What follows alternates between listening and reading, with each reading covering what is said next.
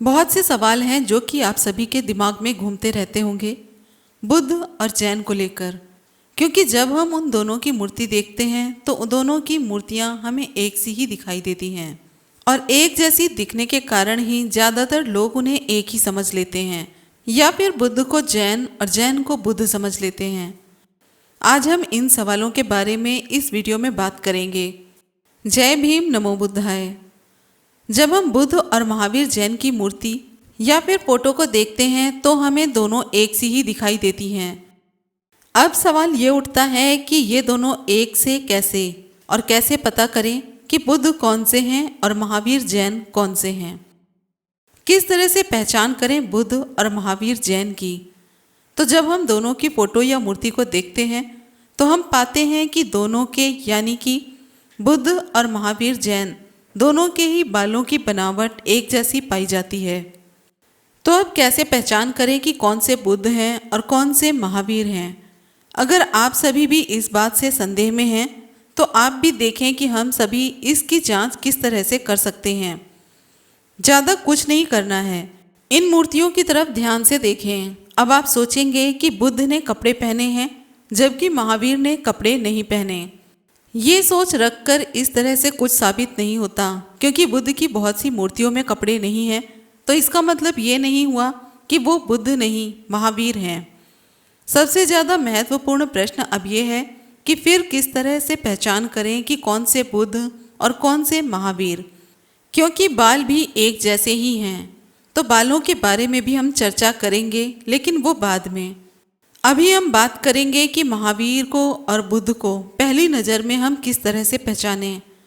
तो जब हम दोनों की मूर्ति या फोटो को देखते हैं तो हमें उनकी छाती की ओर देखना है।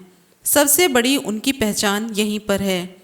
जब हम उनकी छाती के बीच में देखते हैं तो पाते हैं कि वहाँ पर एक निशान होगा जो कि हमें महावीर की छाती पर ही दिखेगा, ना कि बुद्ध की छाती पर। इन दोनों में सबसे बड़ा अंतर यही है। अब हम बुद्ध और महावीर के बालों के बारे में बात करेंगे। तो सबसे पहले मूर्तियां बुद्ध की ही बनना शुरू हुई, ना कि महावीर की। आप सबको अब संदेह होगा कि बुद्ध पहले कैसे, महावीर क्यों नहीं। क्योंकि आज के वक्त जब हम कुछ सर्च करते हैं तो सबसे पहले गूगल पर जाते हैं और गूगल पर सर्च करते ही गूगल बाबा हमें सबसे पहले विकिपीडिया की खबर दिखाता है। क्योंकि जिस तरह हम प्ले स्टोर से कुछ डाउनलोड करना चाहेंगे तो सबसे ऊपर वाला ही हम डाउनलोड करते हैं। इसी तरह से जब हम गूगल पर सर्च करने जाते हैं तो विकिपीडिया सबसे पहले आता है और हम उसी की खबर को सच मानकर यकीन कर लेते हैं। यहाँ हम ये नहीं कहना चाहते कि उस पर यानी कि विकिपीडिया पर यकीन मत करो, बल्कि हमारी सलाह यहाँ पर यह है कि पहले उसे जांचो, परखो और फिर अगर वो आपके सवाल पर खरा उतरे तो यकीन भी करो। तो हम बात बुद्ध के बालों की कर रहे हैं। तो जब मूर्तियां बनने की शुरुआत हुई और जिनकी मूर्ति सबसे पहले बनी वो थी तथागत बुद्ध की। मथुरा और गंधार कला दोनों कलाएं ही बौद्ध धर्म से संबंधित हैं और इन दोनों कलाओं में सबसे ज़्यादा मूर्तियां बुद्ध की ही बनाई गई हैं। बुद्ध और महावीर जो दोनों के ही बाल घुंघरैले हैं तो इस कारण भी भ्रम उत्पन्न होता है कि कौन से बुद्ध हैं और कौन से महावीर। अब कुछ दर्शक ये कहेंगे कि महावीर ने बुद्ध की कॉपी की है, तो थोड़ा सा सर्च करें, सच्चाई खुद ब खुद सामने आ जाएगी। अगर हम वैसे ही देखें तो हमें अनेकों कहानियाँ पा जाएंगी और सभी में अलग अलग कहानियाँ पाएंगी। एक कहानी तो ये भी बहुत प्रसिद्ध है कि सिर पर ये गोल गोल बाल नहीं, स्नेल हैं, जिन्हें कि हिंदी में घेंघा कहते हैं। कहानी है कि बुद्ध तपस्या में लीन थे। गर्मी के दिन थे तो घेंघा बुद्ध से इतने प्रभावित हुए कि गर्मी से राहत देने के लिए सारे घेंघा बुद्ध के सिर पर जाकर बैठ गए, जिसके कारण बुद्ध को राहत मिली। तब तथागत बुद्ध ने उन्हें हमेशा के लिए सिर पर ही रहने का वरदान दिया। इसी तरह से न जाने कितनी कहानियां हैं जिन सबका वास्तविकता से कोई भी संबंध नहीं है और इस तरह की कहानियां सुनकर हंसी भी आती है। इन सब को सोच कर देखें, क्या कभी ऐसा हो सकता है? लेकिन अगर आप वास्तविकता की खोज करेंगे तो पाएंगे कि बुद्ध के घुंघरैले बालों की देन ग्रीक के राजा हैं, क्योंकि ये सभी मूर्तियां उन्होंने ही बनवाई थी और ग्रीक वासियों के खुद के बाल भी घुंघरैले होते हैं। तो उन्होंने बुद्ध के बालों को अपनी पहचान देकर घुंघरैले बनवाए। अब आप सभी को ये समझ में आ गया होगा कि बुद्ध के बाल घुंघरैले क्यों, पर ये आधा ही उत्तर है, क्योंकि आप सोचते होंगे कि बुद्ध के बाल तो ग्रीक राजा ने बनवाए इसलिए घुंघरैले हैं, पर महावीर के क्यों? तो इसमें भी आपको थोड़ी सी मेहनत करनी होगी। जब आप सर्च करेंगे तो पाएंगे कि किसी भी ग्रीक राजा ने जैन धर्म को नहीं अपनाया था, बल्कि ग्रीक राजाओं ने बौद्ध धर्म अपनाया। तो ये सवाल ही नहीं उठता कि ग्रीक राजाओं ने महावीर की मूर्ति बनवाई होगी। इसकी पूरी जानकारी के लिए आप बारह मेहर की बृहद संहिता जरूर पढ़ें। इसमें आप इन मूर्तियों के बारे में पूरी जानकारी प्राप्त कर सकते हैं। और एक जगह पढ़ने में आया है कि बुद्ध ही महावीर हैं। सुनने में अटपटा सा लग जाता है। पूरी खबर ये है कि महावीर जो हैं वो बुद्ध की युवावस्था का रूप हैं, जिसका अर्थ हुआ कि बुद्ध जब युवावस्था में थे तब की ये मूर्ति है, क्योंकि महावीर के बचपन और वृद्धावस्था की कोई जानकारी नहीं है और ना ही किसी भी प्रकार की कोई मूर्ति पाई जाती है। जबकि वहीं दूसरी ओर देखें तो बुद्ध के बचपन की मूर्ति से लेकर परिनिर्वाण के कुछ समय पहले तक की मूर्ति पुरातत्व विभाग को मिली है। एक फोटो इंडोनेशिया की भी सामने आती है, जहां पर बुद्ध ने कोई चिवर धारण नहीं किया है। तो अगर कोई जैनी उसे देखेगा तो उस मूर्ति को महावीर की मूर्ति ही कहेगा, लेकिन वो बुद्ध की मूर्ति है। कारण ये है कि उस मूर्ति के पीछे स्तूप है, जिसका किसी भी तरह से महावीर से कोई भी संबंध नहीं है। और सबसे बड़ा सबूत ये है कि उस मूर्ति की छाती पर चिन्ह नहीं है, जो कि महावीर की छाती पर पाई जाती है। इन दोनों में इतनी समानता इसलिए पाई जाती है क्योंकि ये दोनों ही श्रमण परंपरा के हैं। इसके अलावा बुद्ध और महावीर के जन्म के संबंध में भी अनेकों नेक भ्रांतियां हैं। बुद्ध का जन्म 563 ईसा पूर्व का बताया जाता है और इसका प्रमाण भी मिलता है। चीन का एक कैंटोन अभिलेख है जिसके आधार पर बुद्ध का जन्म साबित होता है। तो वहीं पर महावीर का जन्म इतिहास के अनुसार 540 ईसा पूर्व हुआ था। यहाँ पर बहुत से लोगों को कन्फ्यूज़न भी हो सकती है कि महावीर तो 540 ईसा पूर्व और बुद्ध का जन्म 663 ईसा पूर्व। तो जिन लोगों को हिस्ट्री का बेसिक ज्ञान होगा उन सभी को ये समझ में आ जाएगा कि किसका जन्म पहले हुआ। बहुतों के दिमाग में यह आएगा कि मान्यताओं के अनुसार ये माना जाता है कि महावीर का जन्म बहुत पहले हुआ था।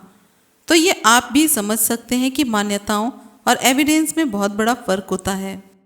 मान्यताएं खोखली और आधारहीन होती हैं, जबकि एविडेंस मजबूत होते हैं। महावीर का जन्म इतिहास के अनुसार 540 ईसा पूर्व का बताया जाता है, जबकि बुद्ध का जन्म चीन के कैंटोन अभिलेख के द्वारा प्रमाणित है। और चीन के कैंटोन अभिलेख को हम बुद्ध के जन्म का एविडेंस यानी कि प्रमाण मान सकते हैं। बुद्ध और महावीर के ग्रंथों को लेकर भी अनेकों विवाद हुए हैं।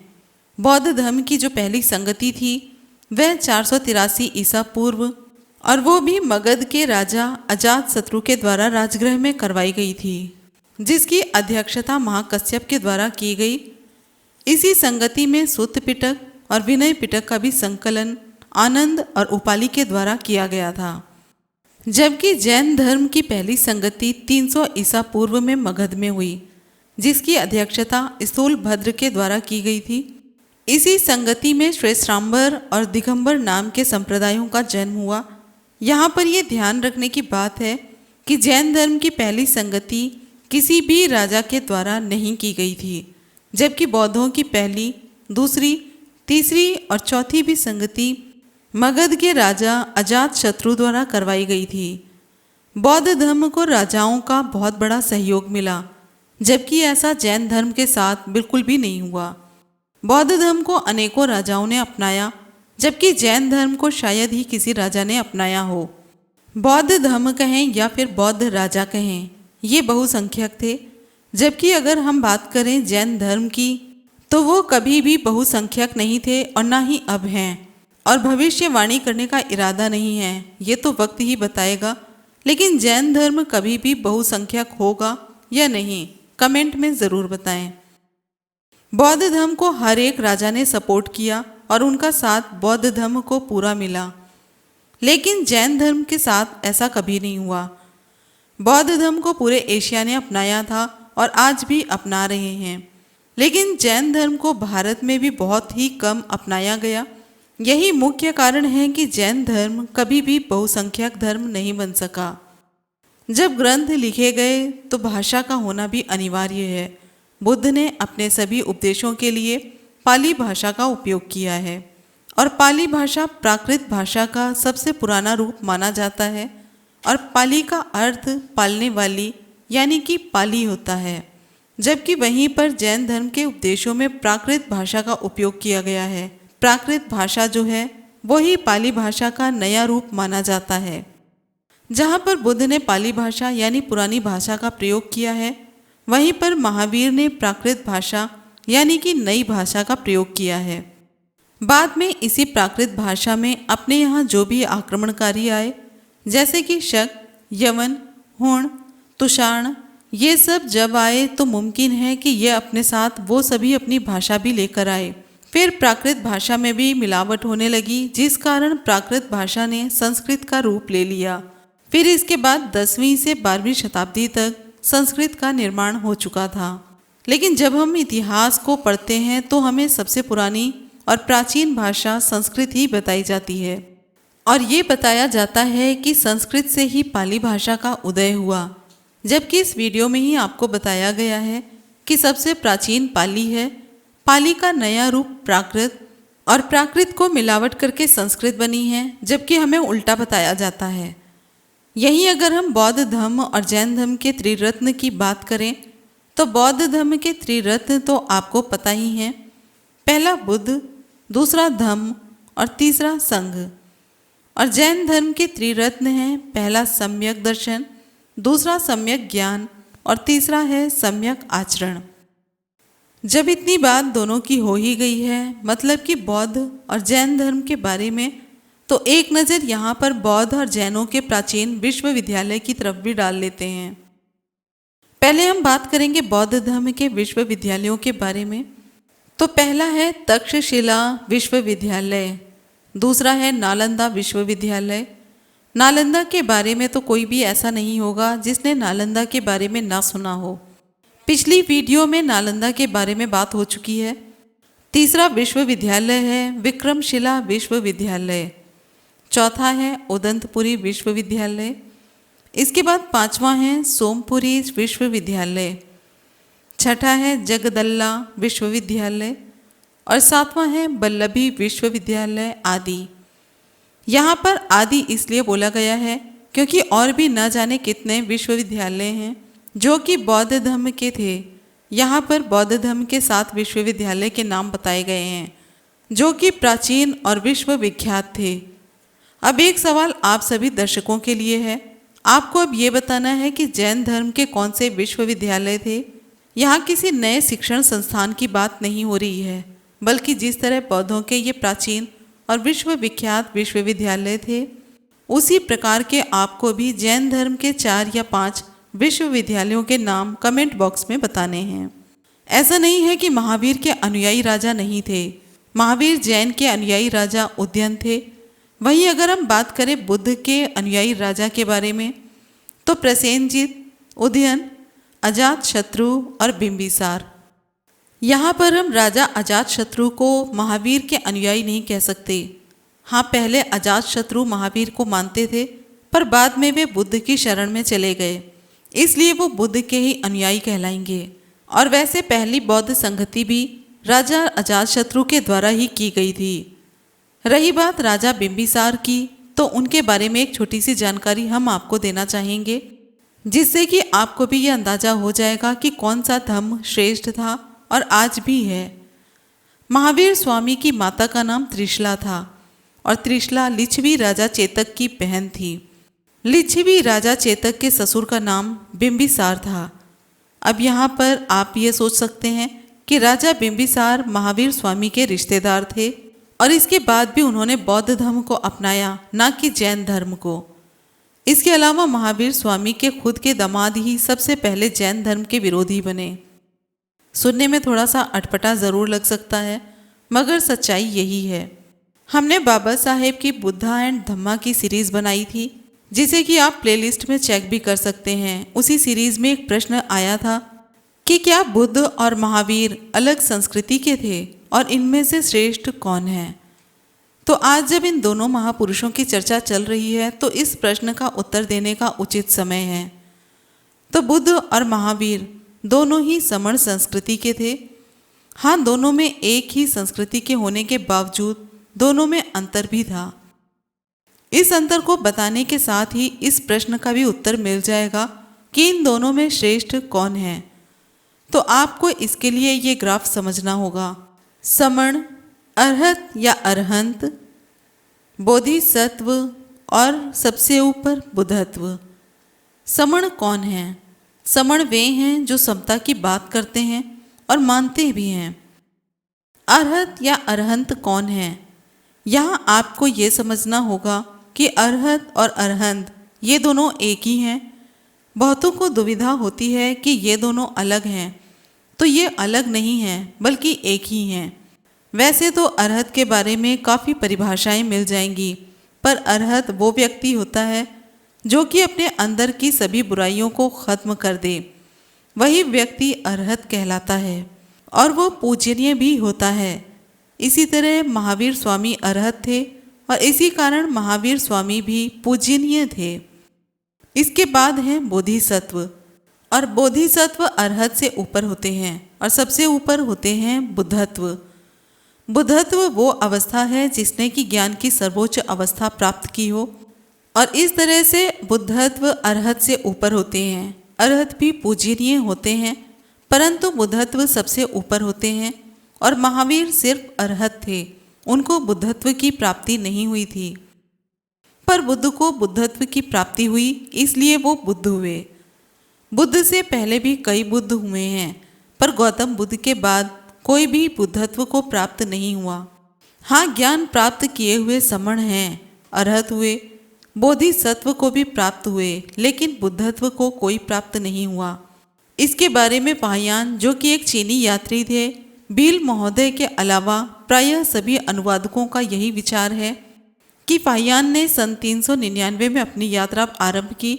यात्रा के विवरण के बारे में ज़रूरी जानकारी पहले भी वीडियो में दे चुके हैं, आप उन्हें देख सकते हैं। तो चीनी यात्री पाहियान अपनी यात्रा का विवरण अपनी पुस्तक पाहियान की भारत यात्रा के पेज नंबर 114 में उन्होंने लिखा है। शास्त्रार्थ के स्थान पर 60 हाथ ऊंचा विहार बना था। विहार में भगवान बुद्ध की बैठी हुई मूर्ति थी। सड़क के पूर्व भी एक विहार था जिसे छायागत कहते थे। छायागत के बारे में आपको थोड़ी सी जानकारी दे देते हैं। त्रिपिटक साहित्य में जेतवन के सामने जिस विहार के बनने का विवरण आया है, उसे परिस्थितिवश महाराजा प्रसेनदि ने बनवाया था। इसका नाम राज का राम था। छायागत विहार नाम पाहियान के समय में प्रचारित रहा होगा। राज का राम के निर्माण की विस्तृत जानकारी के लिए संपादक द्वारा लिखी गई पुस्तक प्रसेनदि पढ़ें। इसके आगे उन्होंने लिखा है, उसके छायागत नाम पड़ने का कारण यह है कि जब सूर्य पश्चिम दिशा में रहता था तो भगवान के यानी कि जेतवनाराम विहार की छाया जैनियों के देवालय पर पड़ती थी, परंतु जब सूर्य पूर्व दिशा में रहता था तब देवालय की छाया उत्तर की ओर पड़ती थी, पर भगवान बुद्ध के विहार पर नहीं पड़ती थी। जैनियों के आदमी नियत थे। वे नित्य देवालय में साफ सफाई करते थे, पानी छिड़कते थे, धूप दीप करते और पूजा करते थे। प्रातः काल के समय दीप वहाँ से भगवान बुद्ध के विहार में उठकर चला आता था, यानी कि ले जाया जाता था। ब्राह्मण लोग, संभवतः पुजारी, घबराए और कहने लगे कि देखो, श्रमण हमारे दीप उठाकर ले जाते हैं और भगवान बुद्ध की पूजा करते हैं, हम दीप जलाने बंद नहीं करेंगे। इस पर ब्राह्मण रात भर जगते रहते। तो देखा कि पूज्य देवगण ने दीप लेकर भगवान बुद्ध के विहार की 3 बार परिक्रमा करते हुए भगवान बुद्ध की पूजा की। पूजा करके वे अंतर्ध्यान यानी कि लुप्त हो गए या फिर चले गए। इससे ये प्रमाणित होता है कि जैनी भी बुद्ध की उपासना करते थे। इस बारे में अपनी राय कमेंट बॉक्स में ज़रूर दें, और वीडियो पसंद आई हो तो लाइक कमेंट शेयर करें, चैनल को सब्सक्राइब करें। फिर मिलते हैं अगले वीडियो में। जय भीम, नमो बुद्धाय, जय संविधान।